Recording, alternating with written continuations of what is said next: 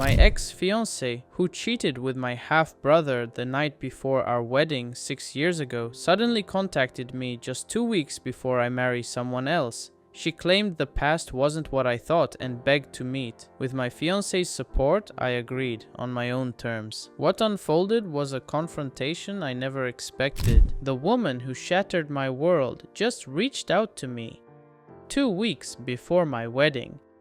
My name is Jonah, and in 14 days, I'm supposed to marry the most extraordinary woman I've ever known. Her name is Lauren, and she works as a corporate litigator. She's sharp, composed, grounded in a way that calms the chaos inside me. She carries herself with this quiet, unwavering confidence that always centers me, even on the days when I don't feel like I deserve someone like her. And honestly, a long time ago I didn't think I'd ever find real love again after what happened 6 years back. But here's why I'm writing this. 3 days ago, a message appeared on my phone from someone I never expected to hear from again. It was from Erin, my ex-fiancée. My chest tightened so hard I swore I felt my heart beat in my throat. For 6 years, not a word, not a single breath of contact. Then suddenly, there she was. Her message was short. Jonah, I need to see you one last time. Please, things aren't what you think they were. Seeing her name alone transported me back to the worst night of my life. And the thing is, there's a reason, a damn good one, why I cut her out completely. 6 years ago, Erin and I were supposed to get married. Everything was set. The venue was booked and paid for. My suit was neatly hanging in the closet of the hotel room I was sharing with my groomsmen. Erin's dress was tailored to perfection. Our families were already in town. We'd been together for nearly 4 years. Back then, I thought I knew her better than anyone else on earth. I thought what we had was unshakable. Turns out, I was wrong in ways I couldn't even imagine. The night before the wedding, something small happened. Stupid small. I realized I'd forgotten to pick up the backup wedding band. I'd been staying with the guys at a hotel for the last 2 days, and the ring was still at the condo Erin and I shared. I figured no big deal, right? I'll swing by, grab the ring, head back, maybe get a few hours of sleep before the big day. It was around 10 p.m. when I used my key to open the door. The lights were on. I assumed Erin was doing last-minute prep with her bridesmaids or something. I remember walking down our hallway, that familiar narrow hallway, thinking only about the ring, about the wedding, about the future we were supposed to have. Then I heard it, her laugh. But not the laugh I knew, not her bright casual one she shared with friends, and not the unfiltered belly laugh she only did when she thought no one was watching. This one was softer, breathier, intimate, a sound that used to be mine. I froze. My hand was halfway to the doorknob of our bedroom. Something in my stomach twisted so violently I nearly felt sick. I pushed the door open, and that's when my life split into before and after. Erin was in our bed, where she'd once told me she couldn't imagine her life without me, and she wasn't alone. She was with my half-brother, Nathan. They weren't scrambling to pull away. They weren't startled like two people caught in a moment of weakness. They just stared at me. And what killed me, what gutted me, was that there wasn't just guilt in their eyes. There was resignation. Like they knew this moment was coming, like they'd been bracing for it. I didn't scream. I didn't throw anything. I didn't even speak at first. I just stood there, rooted to the floor like my legs had turned to stone. It felt like an eternity passed, though it must have been maybe 30 seconds, before either of them moved. Nathan started babbling something, I don't remember what. Erin yanked the sheet up, tears already gathering, and she kept saying my name over and over, as if repeating it would erase what I was seeing. And then she said the line that burned itself into my memory forever, the one sentence from that night I can't forget no matter how hard I try. She looked at me, tears streaming, and whispered, "Jonah, I'm so sorry. But I never wanted to marry you. I wanted him. I always wanted him." My entire world tilted. The wedding was hours away and she was telling me I was never supposed to be the groom. I walked out. I didn't wait for explanations or excuses. I didn't want to hear either of them speak another word. I left the condo, drove back to the hotel, and by midnight I was calling the venue staff to cancel everything. By 2 a.m. I sent a mass email to every guest explaining that the wedding was off due to unforeseen circumstances and that I'd cover any travel reimbursements. By sunrise, I had packed 2 suitcases. And by noon, what would have been my wedding day, I was in my car driving 3 hours away to a city where one of my old college friends had been begging me to join him in launching a business. I never spoke to Erin again. I blocked her everywhere. Cut Nathan off completely. Cutting him off meant putting distance between me and my father too, since Nathan was his golden child from his second marriage.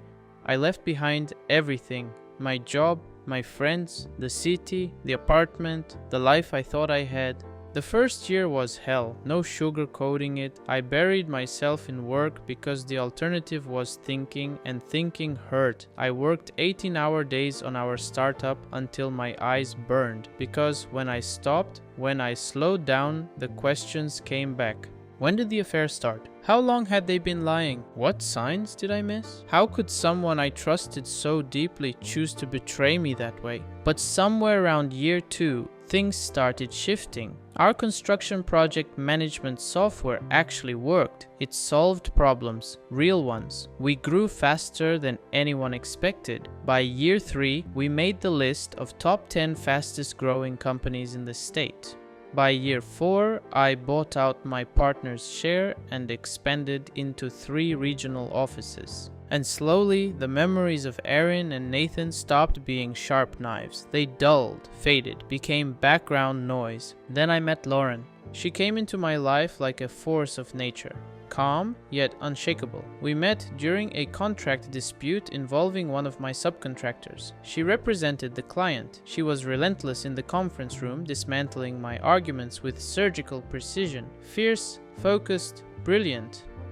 After we settled, I asked her to dinner. She said no. I tried again 2 weeks later. Still no. The third time, she finally agreed. Later, telling me she accepted because I'd been appropriately persistent without crossing any lines. We've been together for 2 years now. She knows everything about what happened. She's seen the worst parts of me, the quiet days around the anniversary of that night 6 years ago, the occasional nightmares, the way I shut down sometimes. And she never tried to push me to forgive or forget. She simply stayed solid, steady, present. 2 months ago I proposed. She said yes. Our wedding is intentionally simple. Close friends, supportive people, no toxic family dynamics, no elaborate spectacle.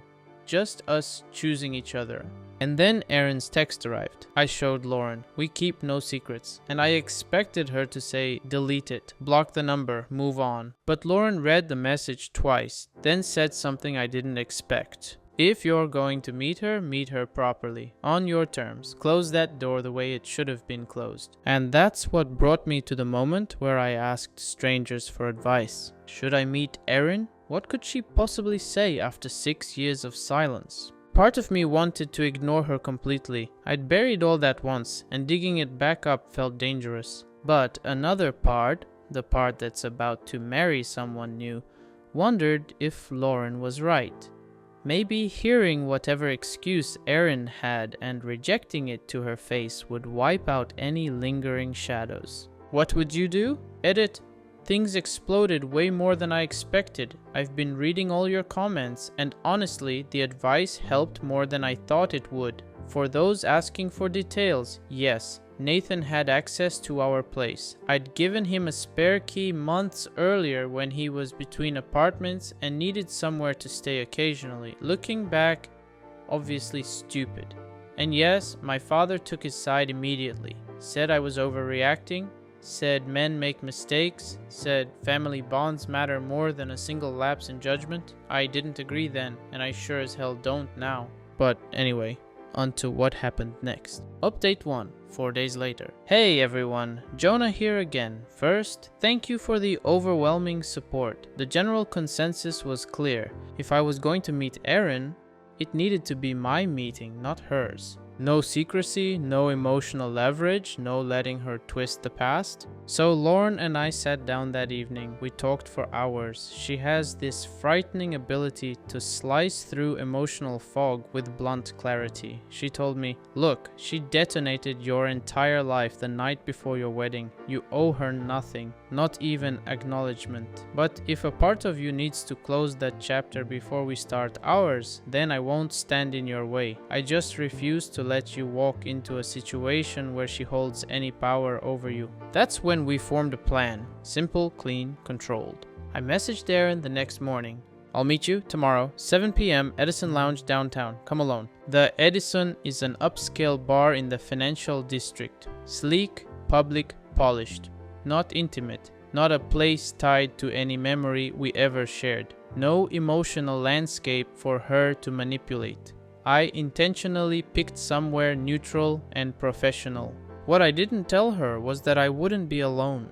Lauren insisted on coming. Her exact words were, "I'm not there to argue with her or fight your battles. I'm there because I am your future," and she needs to see that clearly. So at 6:45 p.m. yesterday, Lauren and I walked into the Edison Lounge. She wore a charcoal suit that made her look like she owned the entire building. Hair pulled back, posture straight, presence undeniable. We chose a corner booth with a clear line of sight to the entrance. Wide seating, plenty of room for my colleagues Mark and Devon, who were also there for support and visibility. The plan was ironclad. I would speak to Aaron, but never privately. No secluded corners, no just us moments, no emotional ambush, a full witness table. Aaron arrived at 7:03, and God, I barely recognized her. 6 years ago, she was always stunning, meticulously styled, confident, radiant in this self-assured way that used to draw people toward her.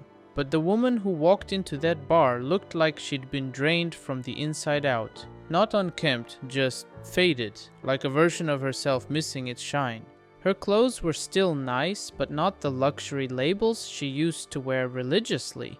No ring on her finger, no sign of a current relationship. Her hair was pulled into a style I'd never seen before, and her eyes looked hollow, bruised by life in a way that made me feel nothing except a detached sort of observation. She saw me first, then Lauren, then Mark and Devon. Her face fell, like she hadn't anticipated the reality of my new life. She walked over, clutching her purse like it was a shield pressed against her chest. "Jonah," she whispered, I didn't know you'd bring people." I responded evenly, not unkind, but not warm. "You said you needed to talk, so talk. This is Lauren, my fiancée." Lauren gave a polite nod, cold but civil. Erin stared at her for a long, painful second, and I saw something crack in her expression. Maybe regret, maybe jealousy, maybe fear. I didn't care enough to decipher it. "Could we maybe talk privately?" Erin asked, voice trembling. "No," I said, firm, calm, final. "Whatever you came to say, you can say it here." She sat across from me, already on the verge of tears. "Jonah, I know what I did was unforgivable, but I just need you to know." "Stop." I held up a hand. "You texted me saying everything wasn't what I thought it was, so say whatever you came here for and don't dance around it." Erin swallowed hard. Her gaze flicked again to Lauren, then returned to me. "Nathan and I, it wasn't supposed to happen. It just..." "Don't," I snapped quietly. "Don't insult me with 'it just happened.' I walked in on the two of you having a romantic night. There were wine glasses. You were in our bed the night before our wedding. That's not a slip-up. That was intentional." Her tears spilled over. "You're right," she whispered. "It wasn't the first time. It had been going on for about 3 months. But Jonah, please, you have to understand." "I don't have to understand anything." My voice was flat, detached. "You betrayed me with my own brother while planning to marry me. You let me pay for a wedding, let our families travel, let me plan a future with someone who was already gone." "I know," she choked out louder than she meant to. A few nearby tables glanced over. She lowered her voice. "I know what I did, and I've paid for it. God, I've paid for it." That's when Lauren spoke, calm, razor sharp. "Paid for it? How?" she asked. "By experiencing the consequences of your own behavior?" Erin gave her a look of wounded frustration, then turned back to me. Nathan left, she said softly. Right after you did. He said he never meant for things to get serious. He didn't want to settle down. Everything blew up. People in our social circle found out what happened. Most of our friends took your side. I lost my job because someone told HR what happened. My parents barely speak to me. And I sat there, feeling absolutely nothing. Not satisfaction, not revenge, not pity, just emptiness. A blank space where old wounds used to ache. And what does that have to do with me? I finally asked. She crumpled a little. I made a mistake, she whispered. A horrible one. I've spent 6 years regretting it. I've been in therapy. I've been trying to understand why I sabotaged something good. And I needed you to know I'm sorry, that I understand what I destroyed, and that I hope. Lauren cut in, her tone smooth and deadly. You hope what? That he forgives you? That he absolves you so you can go home feeling like a better person? Erin's eyes widened. I just wanted closure, she said weakly. No, Lauren replied, leaning forward. You wanted absolution. You want him to tell you it's okay, that you're not a bad person, that everyone makes mistakes, but that isn't his responsibility. I reached out and rested my hand over Lauren's, grateful beyond words. Then I looked directly into Erin's watery eyes. You want something from me, I said, something that'll make you feel lighter, but I can't give you that. What you did changed the entire trajectory of my life. I had to rebuild from nothing, and the life I have now, the business, the growth, the woman I'm about to marry, all of it happened because I walked away from you. Erin's face twisted in pain. So you're glad it happened? She asked, voice cracking. I'm saying I've moved on, I replied. Completely. I don't think about you. I don't wonder what if. You're just nothing to me now. Not out of cruelty, just out of truth. She broke. I stood up slowly. Thank you for coming, I said softly. I needed to see you one last time, to understand just how over this I really am. But this is goodbye. For good. Lauren rose beside me. She turned to Erin with a frost that could shatter glass. From here on, she said, you do not contact Jonah again. Not for closure, not for apologies, not for anything. We're getting married in 10 days. You will not be part of our lives. Are we clear? Erin nodded silently, tears streaming. We walked away, leaving her alone in that booth. The drive home was quiet. Lauren held my hand the whole way. When we got home, she poured us each a whiskey and sat beside me on the couch. How do you feel? She asked gently. Lighter, I said after a long pause. It feels like I finally put something down that I didn't realize I was still carrying. She kissed my forehead. Good, she whispered. Now let's get married and never think about her again. The next morning, I got a text from an unknown number. It was Nathan. I heard you talk to Erin. We should talk too. I need to explain. I blocked it instantly. One Erin in my life was already too many. Update 2. 6 days later. I honestly didn't think I would be posting again so soon. After the meeting at the Edison, I felt done. Fully, finally done. Clean break. Door closed. But life has a way of dragging old ghosts back out when you least expect it. 2 days after the meeting, my phone rang. It was my father. For context, my dad and I have barely spoken in 6 years. After everything with Nathan and Erin, he didn't hesitate to defend Nathan. Said I was being dramatic, said family loyalty mattered more than my feelings, said it's just a mistake, son.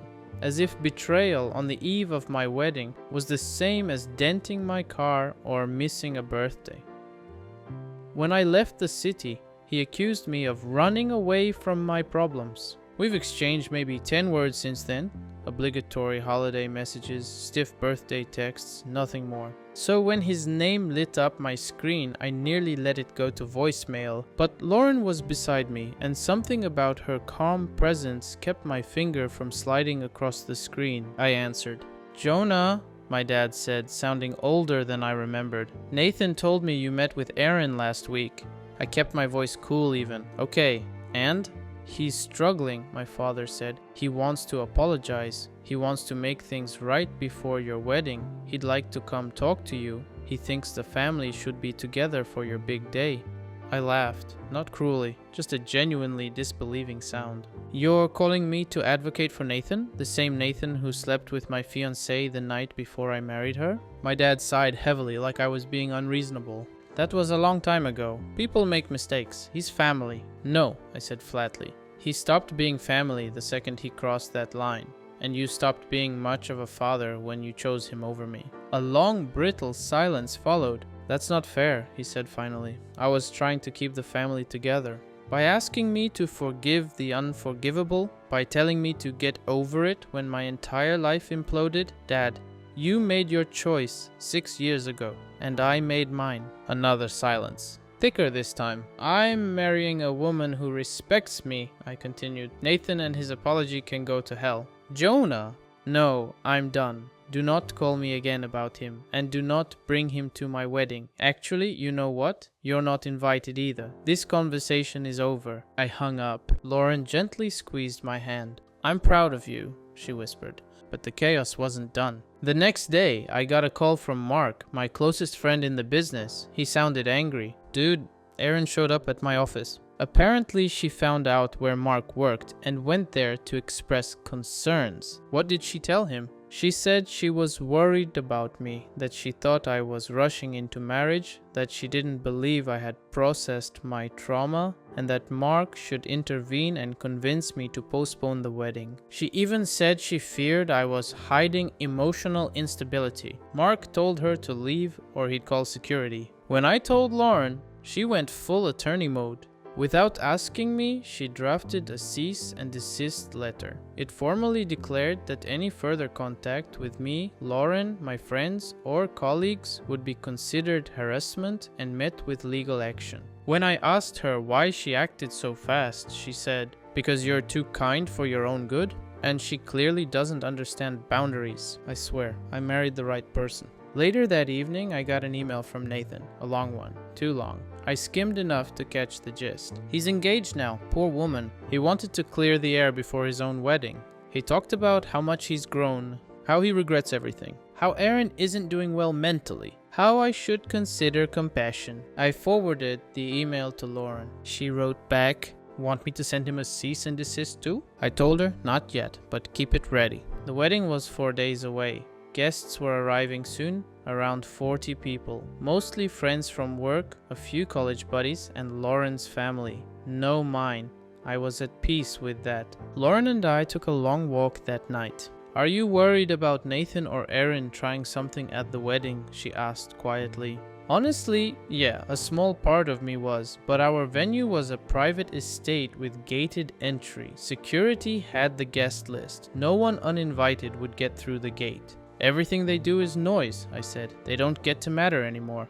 "Good," she whispered. "Let's keep it that way." Final update, 12 days later. I'm married. Officially, happily, completely. The wedding was last Saturday, and it was everything I didn't have 6 years ago. Simple, intentional, peaceful, surrounded by people who genuinely cared. No drama, no disasters, no ghosts from the past. The day before the wedding, I got one last message from an unknown number. Just 3 words. "I'm sorry, Jonah." I deleted it without reading more. Lauren's cease and desist had clearly gotten through. The ceremony itself was perfect. Lauren looked breathtaking, confident and radiant in a way that made my chest feel warm. The weather was flawless. The atmosphere felt light, honest, clean. Mark gave a speech about how I rebuilt my life from ashes like a phoenix in a blazer. Lauren's sister cried. I almost did too, for the first time in years. During our first dance, Lauren whispered against my shoulder, "No regrets." I knew what she meant. Not about marrying her, that was the easiest yes of my life, but about everything that led me to her. "None," I whispered back, "not a single one." People always say you need to forgive those who hurt you in order to move on, to find peace, to heal, but I don't think they're right. What Erin and Nathan did was unforgivable. I don't owe them emotional absolution. I don't need to lighten their guilt. I don't owe them a clean conscience. What I did instead was build something new. A life where they don't exist. A future where I'm not defined by what they shattered. A home with someone who stands beside me, fiercely, loyally, lovingly. I heard through a mutual acquaintance that Erin moved back to her hometown and works retail now. She used to be a director. Life hits back hard sometimes. I hope she gets herself together, but I'm not responsible for her anymore. Nathan? His engagement apparently fell apart after his fiancée found out what he did. He also lost his job at my father's company after some dispute. Last I heard, he moved 2 states away to start over. Karma doesn't miss. As for my father, he mailed a card. No apology, just congratulations on your marriage, Dad. I threw it out. A cousin said he finally admitted he backed the wrong son. Too little, too late. Maybe one day we'll talk. I doubt it. Right now, Lauren is curled up asleep on the couch beside me. She's exhausted from unpacking after our short honeymoon in Colorado. Her glasses are crooked. She's surrounded by case files. She's snoring softly. I look at her and feel something I haven't felt in years. Peace. Certainty. A future I actually want. That's the end of it. That's the whole story. Thanks for listening, Reddit. It's been real.